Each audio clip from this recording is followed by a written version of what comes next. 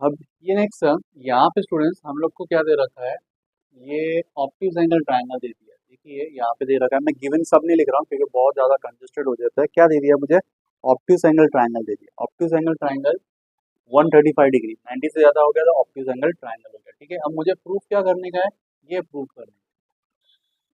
यहाँ पे एक और सोचने की बात है स्टूडेंट्स, पहले डायग्राम को अच्छे से ऑब्जर्व करें कि ये 135 डिग्री है तो ये वाला एंगल कितना होगा, लीनियर पेयर बन रहा है, ये वाला एंगल कितना हो जाएगा 45 डिग्री हो जाएगा।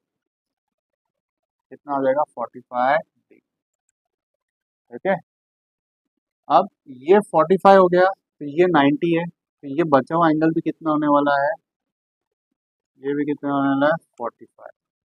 इसका मतलब ये तो आइसोसेलेस ट्रायंगल बन गया। आइसोसेलेस ट्रायंगल बनने का मतलब ये हो गया कि ये दोनों साइड्स क्या हो जाएंगे स्टूडेंट्स, ठीक है ना।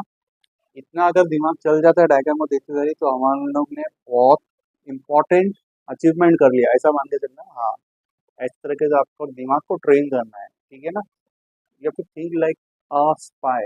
जो स्पाई कैसे सोचते हैं, ऐसा क्यों है, वैसा क्यों है, वैसा क्यों नहीं है, ऐसा सोचोगे ना तो आपको अपने आप आंसर्स मिलते जाएंगे।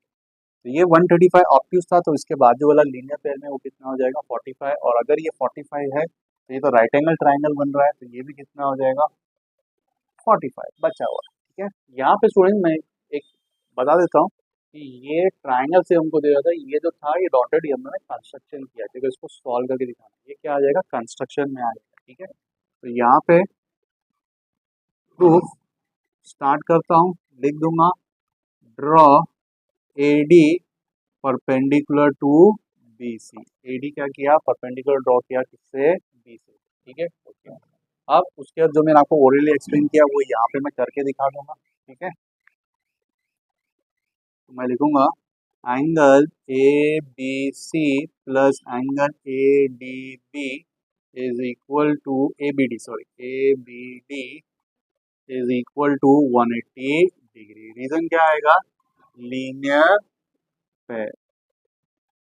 ठीक है, तो ये वाला कितना था 135, एंगल ABD ये इधर जाएगा माइनस हो जाएगा, तो एंगल ABD कितना हो जाएगा 45।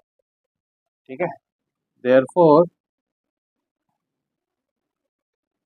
In triangle ADB angle angle D is 90, angle B ये जो मुझे मिला इज 45, तो जो बचा हुआ एंगल है एंगल A वो भी कितना हो जाएगा 45, remaining angle of triangle.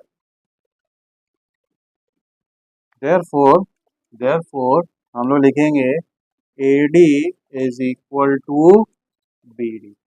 Reason क्या आएगा इसका, converse of isosceles triangle theorem. ठीक है, एंगल प्रूफ, एंगल अगर कॉमन दिखा रहे हैं तो आइसोसेलेस, और साइज बता रहे हैं तो कॉन्वर्स, ये ध्यान रखना है। तो हम लोग क्या लिखेंगे, converse of isosceles triangle theorem. इसको मार्क कर देंगे इक्वेशन नंबर 1 क्योंकि ये इंपॉर्टेंट स्टेप हो गया। ठीक है, हो गया।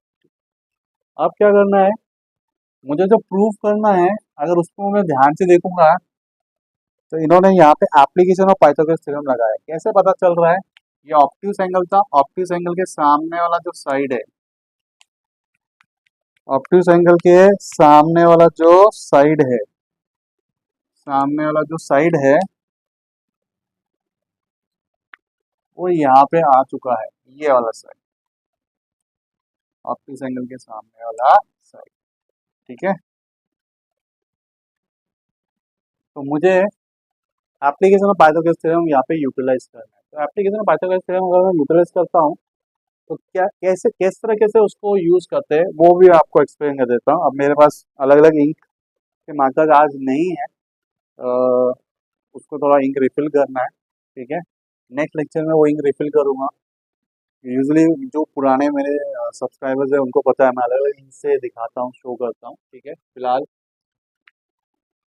I am really sorry for that, मैं डायरेक्ट आपको इस तरीके से बता रहा हूँ। ये देखिए, इसके सामने वाला एंगल के सामने वाला साइड है, पहले हम उसको लिखते हैं। तो उसको लिखेंगे, तो मैं लिख रहा हूँ in triangle A B C, angle A B C is 135, यानी कि क्या, obtuse angle. Therefore A C square, पहले ये वाला अपराइट एंगल के सामने, फिर दूसरा वाला अपराइट, किसमें, ये ट्राइंगल में है, इसी ट्राइंगल में ए बी सी में ही देखने का है, बाकी किसी में नहीं। तो दूसरा अपराइट साइड कौन सा आ जाएगा, ए बी स्क्वायर। फिर क्या आ जाएगा, बेस आ जाएगा, बेस क्या है, बी सी स्क्वायर, क्योंकि ऑब्ट्यूज है तो इसलिए +2, और बेस फिर से रिपीट होता है बी सी। फिर एंगल से लेके परपेंडिकुलर तक का डिस्टेंस, एंगल से लेके, ये ऑब्ट्यूज एंगल था, एंगल से लेके परपेंडिकुलर तक का डिस्टेंस, क्या डिस्टेंस है वो, बी। रीजन क्या आएगा, application of Pythagoras theorem in obtuse angle triangle. मैं सब शॉर्टकट यूज कर रहा हूँ क्योंकि ये फास्ट फॉरवर्ड में ट्राई कर रहा हूँ सिखाने के लिए, और जो जरूरी है उस पर ज़्यादा स्ट्रेस कर रहा हूँ, ठीक है, क्योंकि ये पूरा सीरीज स्टार्ट कर रहा हूँ। मैं चाहता हूँ कि मैं हर एक चैप्टर के साथ साथ सम आपके लिए जरूर सॉल्व करूँ, जो कि लाइकली है इट कैन कम। चलो बैक टू द टॉपिक। अब क्या कर रहा था मैं, हाँ ये हो गया। तो देखिए मुझे क्या क्या मिल गया, ए सी स्क्वायर मिल गया, ए बी स्क्वायर मिल गया, बी सी स्क्वायर। फटक से काम बन गया। प्रॉब्लम यहाँ पे आ रही है, प्रॉब्लम यहाँ पे आ रही है, ये हमारा मैच नहीं हो रहा है, ये मैच नहीं हो रहा है, सिर्फ इधर प्रॉब्लम आ रही है, ठीक है, ठीक है। अब इसके जगह पे क्या लाना है, एरिया ऑफ ट्रायंगल लाना है। तो देख लेते हैं एरिया ऑफ ट्रायंगल क्या है। एरिया ऑफ ट्रायंगल यहाँ पे सॉल्व करता हूँ, तो मैं यहाँ पे करता हूँ area of triangle A B C, A B C, ये ऑप्टिक एंगल ट्रायंगल है, तो ऑप्टिक एंगल ट्रायंगल स्टूडेंट, ये वाला बन गया इसका बेस, और ये एडी है, ये एडी क्या बनेगा इसका, हाइट, एडी क्या बनेगा, हाइट, ठीक है। तो फॉर्मूला आता है half into base into height, मैंने हाफ तो लिख दिया, बेस क्या है बी सी और हाइट क्या है ए डी, बेस क्या है बी सी और हाइट क्या है ए डी, ठीक है। बी सी तो मिल गया, लेकिन ए डी आ गया मुझे, यहाँ पे बी डी है, तो ए डी और बी डी का प्रॉब्लम हमने पहले ही सॉल्व कर दिया, देख रहे हो ना, ठीक है। मैं क्या करूँगा, ए डी की जगह पे, ए डी की जगह पे क्या लिख दूंगा मैं, बी डी, ए डी की जगह पे क्या लिख दूंगा मैं, बी डी, ठीक है, ओके। तो मुझे क्या आ रहा है, हाफ बी सी।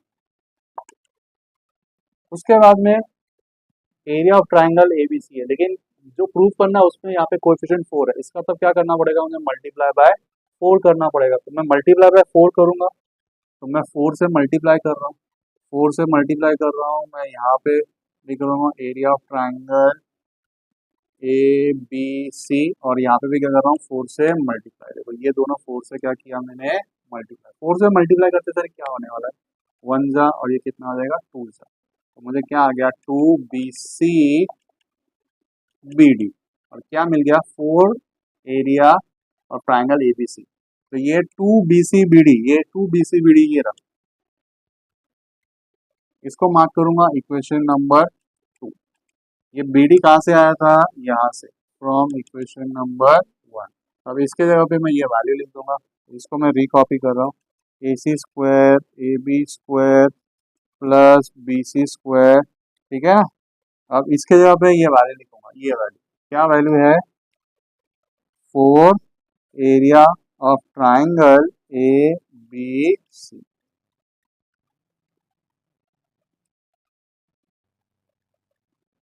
ये वैल्यू।